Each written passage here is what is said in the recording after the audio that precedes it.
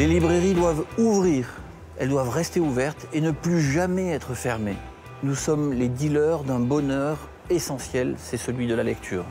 Il faut ouvrir les librairies en France parce que le click and collect n'est pas un modèle économique. Il utilise tout notre personnel pour une part assez faible du chiffre d'affaires, entre 20 et 40%. Mais surtout, dans une librairie, vous allez rencontrer l'improbable, l'inattendu, les auteurs plus discrets et les valeurs et les bonheurs de demain.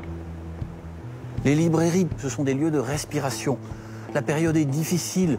La lecture, c'est une activité apaisante. C'est bien ce qu'il nous faut en ce moment.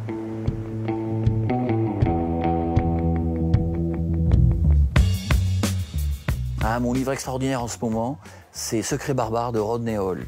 Un roman australien, le récit d'un crime familial, un huis clos, une confession, un livre habité et exalté. Il est inoubliable, je le relis à chaque réédition. Le livre qui fait du bien et le livre qui m'a un peu sauvé cette année, c'est la dernière interview de Eshkol Nevo. Grand écrivain israélien, un homme nous parle de sa vie, de sa famille, de ses amis, de ses amours, du deuil, de la perte et de ses enfants. C'est un livre extrêmement subtil et totalement envoûtant. Le classique à découvrir absolument, c'est Les gens de cette villa de Gottfried Keller chez Zoé Éditions.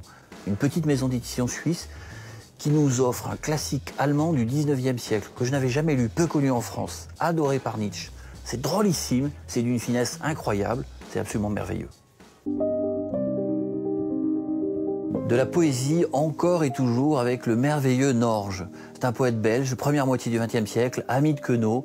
Sa poésie est à la fois savante et populaire, elle est très sensuelle, elle est très espiègle, et Jeanne Moreau en a fait un des plus beaux disques de la chanson française.